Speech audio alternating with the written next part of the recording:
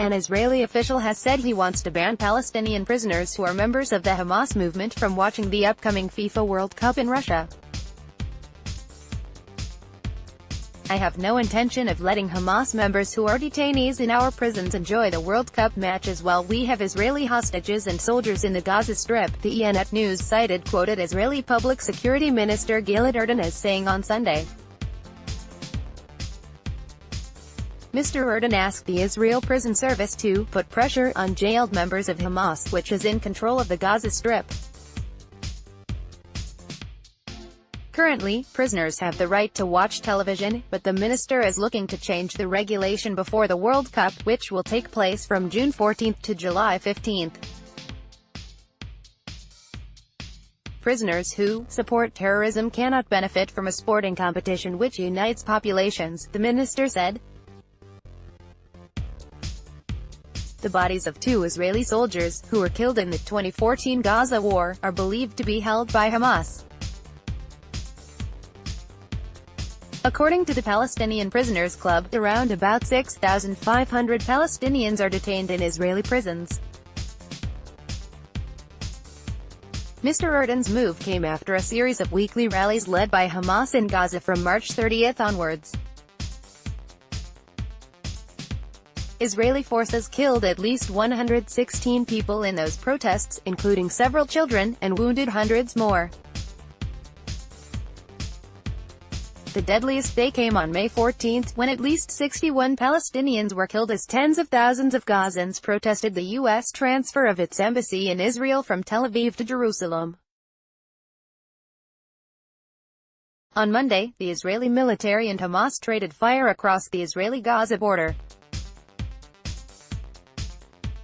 Israeli tank fire killed a Hamas fighter at one of the movement's outposts in the enclave, while soldiers chased down 2 other Gazan fighters who tried to cross into Israel, the military said. During their pursuit of the 2 Palestinians, who were armed with knives, wire cutters and combustible material, the Israeli soldiers were shot at from inside the Gaza Strip, the military said in a statement. In response, an IDF, Israel Defense Forces, tank targeted an adjacent military observation post, it said. Read more: 3 Palestinians killed by Israeli tank fire in Gaza. Israel court orders West Bank Bedouin village to be demolished. Israel to build 4,000 new West Bank settlement units. The 2 Palestinians who tried to breach the border were being held by Israel, the military said. None of the soldiers was injured. On Sunday, Israeli shelling killed 3 militants from the Islamic Jihad, a smaller Gazan movement. Gaza remains under an Israeli blockade of its air, sea and land. Egypt also restricts access at a land crossing. Economic conditions in the territory have been a major driver of the weekly rallies. In a first, Palestinians are to launch a flotilla from the Gaza Strip in a bid to breach Israel's naval blockade on Tuesday. Organizers have kept the launch site of the main flotilla boat and its final destination hidden, but have set a departure time of 1100 for the ships carrying patients needing medical care, students, and university graduates. The boat also brings dreams of our people and their aspirations for freedom, organizer Salah Abdul Ati said in a press conference at Gaza City's port on the Mediterranean coast. He called on the United Nations and other international bodies to protect the boat leaving from the enclave. The attempt to breach the blockade comes ahead of the 8th anniversary of the Israeli raid on the Turkish-registered Mavi Marmara. Israeli commanders killed 10 Turkish activists.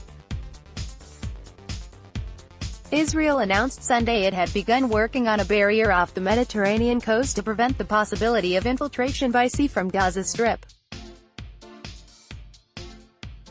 The new and impenetrable barrier being built off the Zikum beach, a few miles north of Gaza, is in effect a fortified breakwater topped with barbed wire, the defense ministry said in a statement.